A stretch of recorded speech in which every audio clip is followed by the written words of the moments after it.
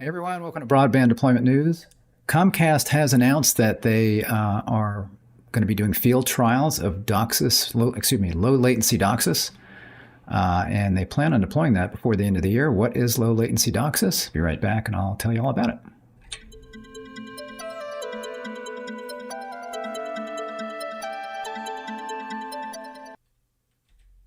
Thanks for joining me. Rick Uzzi here with Broadband Deployment News. So I saw this story. And so this is getting to the point where this is becoming reality, and low latency is very important. So this is a DOCSIS standard, low latency DOCSIS. It's something that's going to help cable compete better with fiber as far as latency. Although really cable and fiber are fairly close as far as latency goes. They're not really that far off, which I'll show you here in just a moment. This is actually going to make them more than competitive with fiber, and I don't know if fiber will have any way to deploy technology to meet what cable is going to be able to do here. But latency is important for certain applications. In most cases, we don't notice it.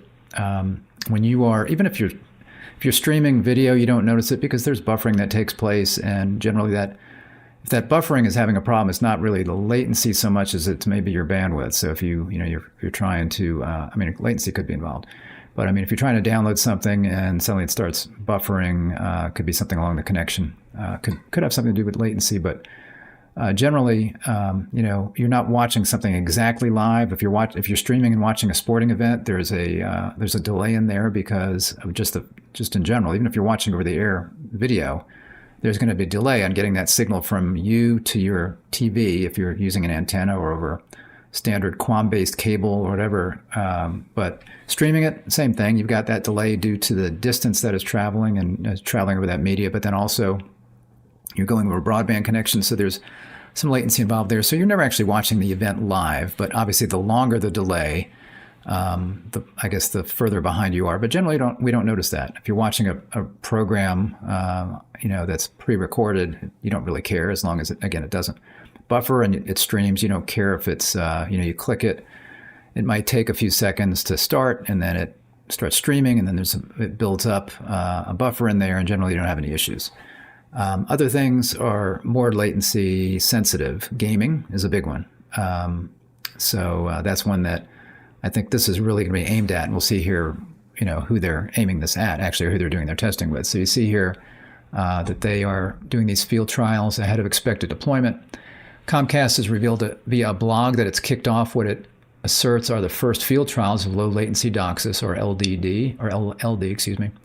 The service provider says it's conducting the trials in collaboration with Apple, NVIDIA, and Valve ahead of anticipated deployment of the technology by the end of the year, or the end of this year. So that tells you, again, the main people that are really asking for low latency right now are gamers. So you've got Apple.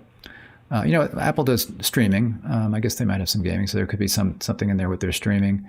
NVIDIA, that's a big gaming video card manufacturer. So they make video cards for PCs, laptops. I think they make some. They might have made laptops. I can't remember. I've got an NVIDIA card in my PC here.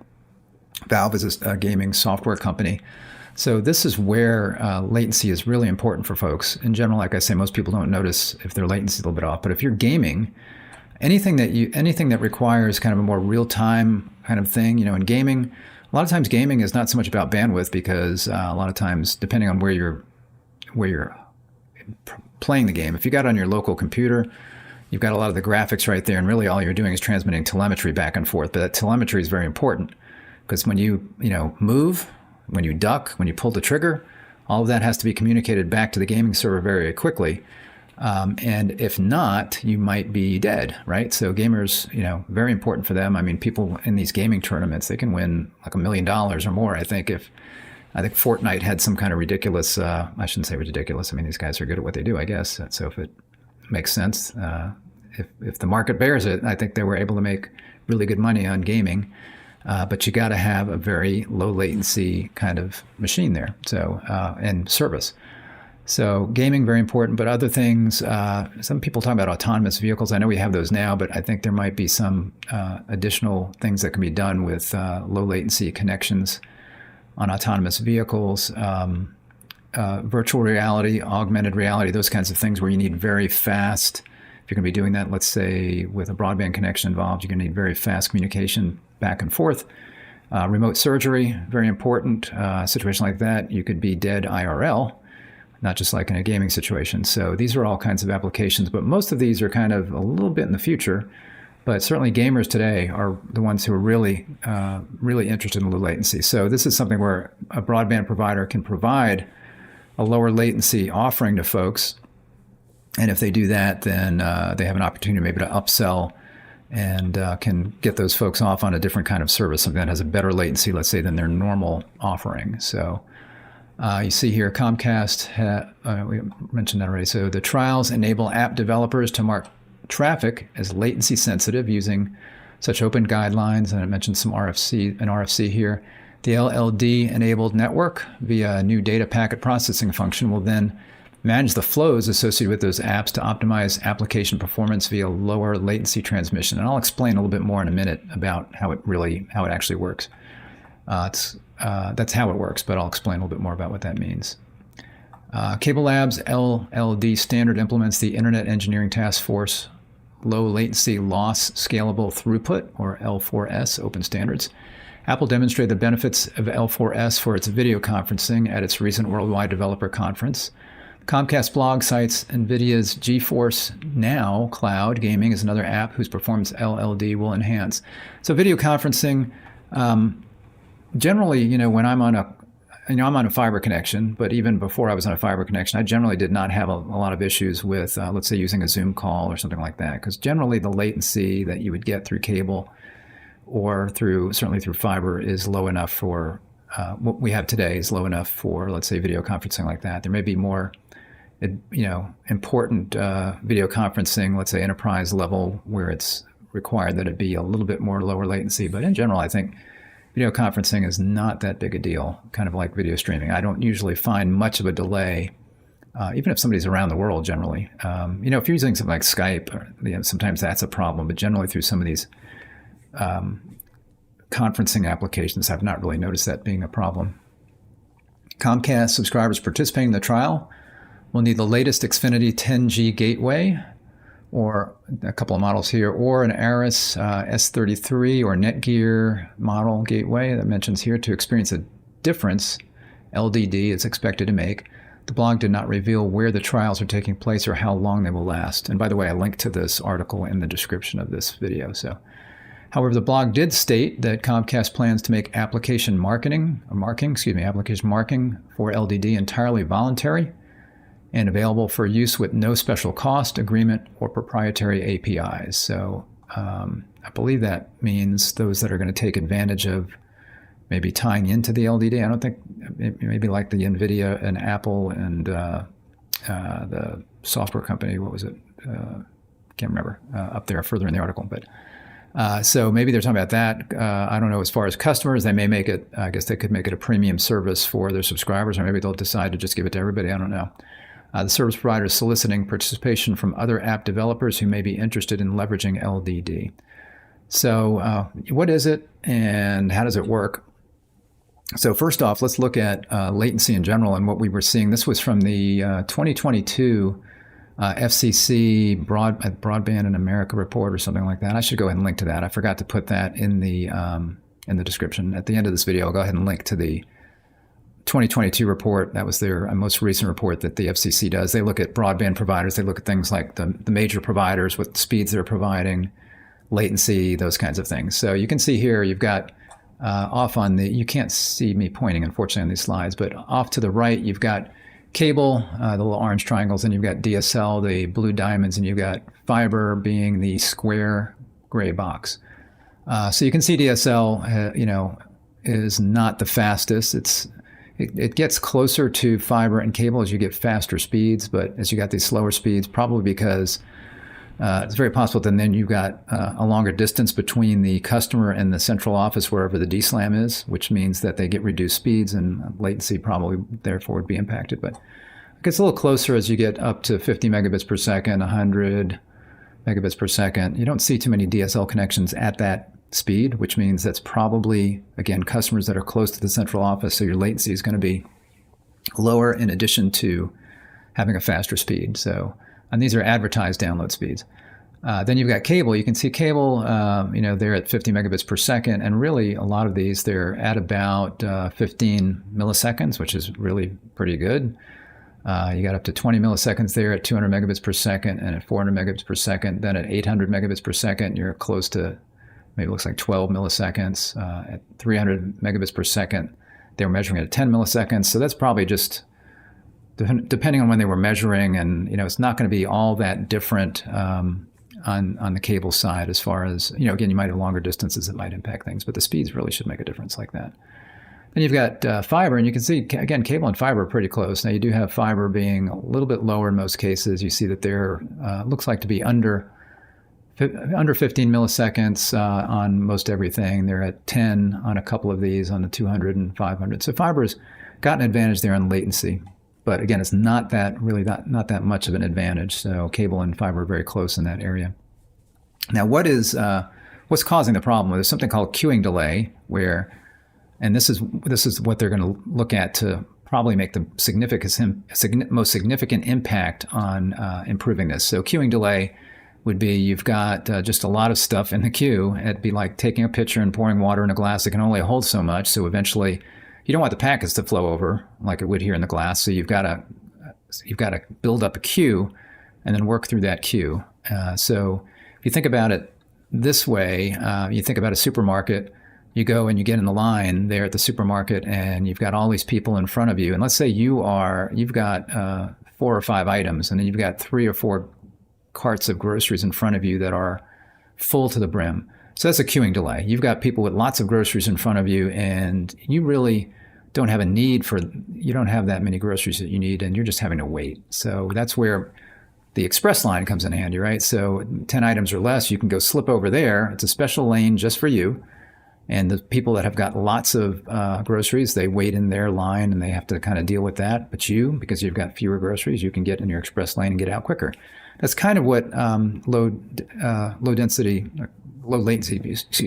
DOCSIS is doing. Basically, that's one of the things that it does, is it looks at the type of application and the kind of bandwidth that it needs, and then it determines and basically what's going to be in the queue, and it determines, can this go in a low latency queue or can this be in the normal queue?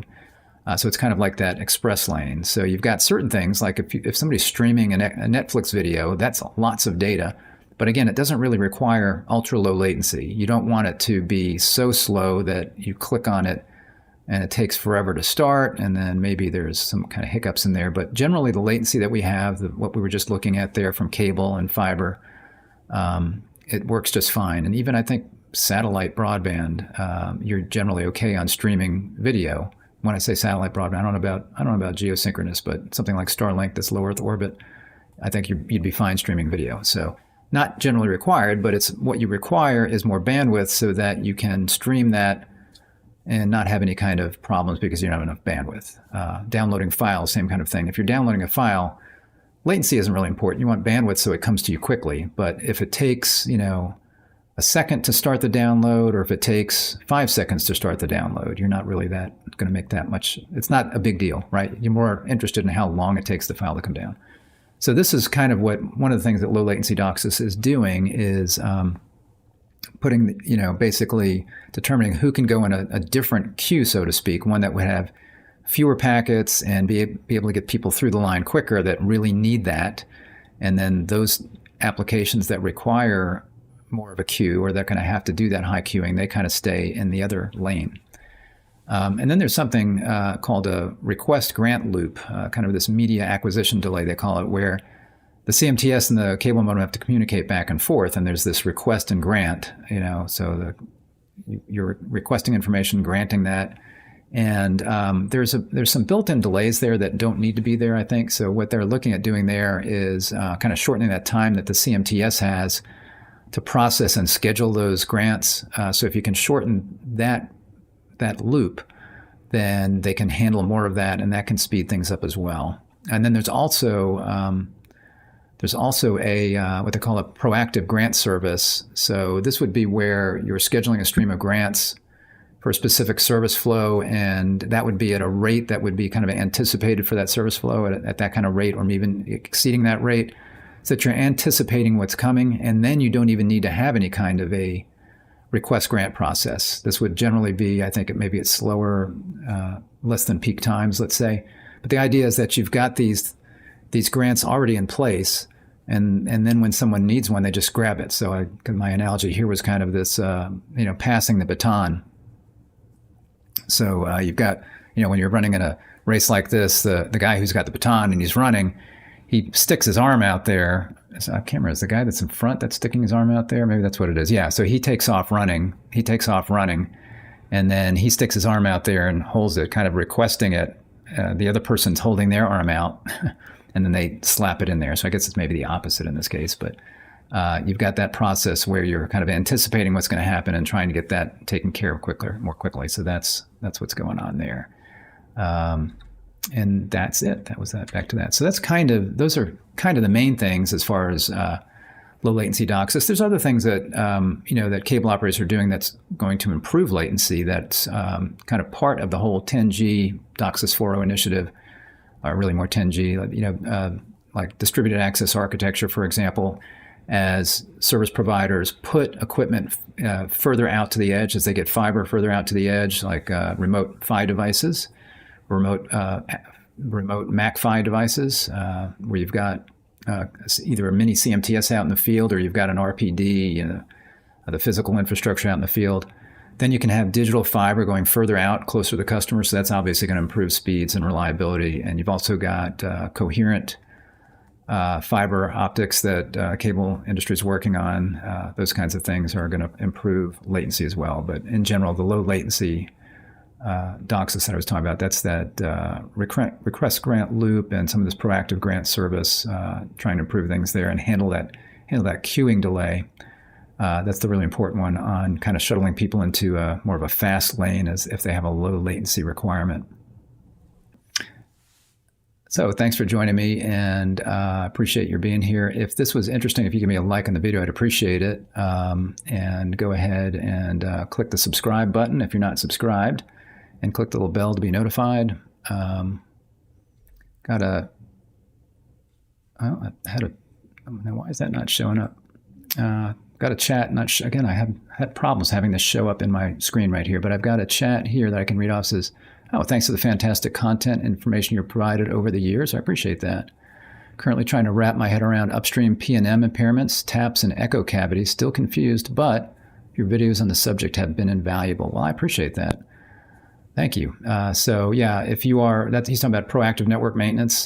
That's another way that cable operators can improve their service in general, because they can improve the signal going through their cable plant by using proactive network maintenance. They can basically automatically correct the signal through pre-equalization, and then P&M, or proactive network maintenance, lets you see that where the problems are, and then once you can see the problems where they are prior to them impacting a customer, you can actually go out and fix them in advance. So that's what that's about.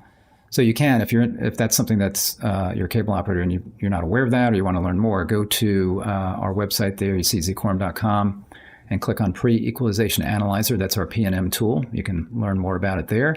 There's also a playlist that we have on YouTube for Pre-Equalization Analyzer and P&M kinds of topics. So if you're not aware of that, go to our YouTube channel, look for playlists, and you'll see that there are a bunch of videos up there that I've done about P&M and some demonstrations of our product as well that might be of interest. So I appreciate the comment. Sorry that I can't show it on the screen. I don't know what's going on there. Some days I can, some days I can't. But again, thanks for watching, and I'll be back next time for broadband deployment news. Take care. Have a good day. Bye-bye.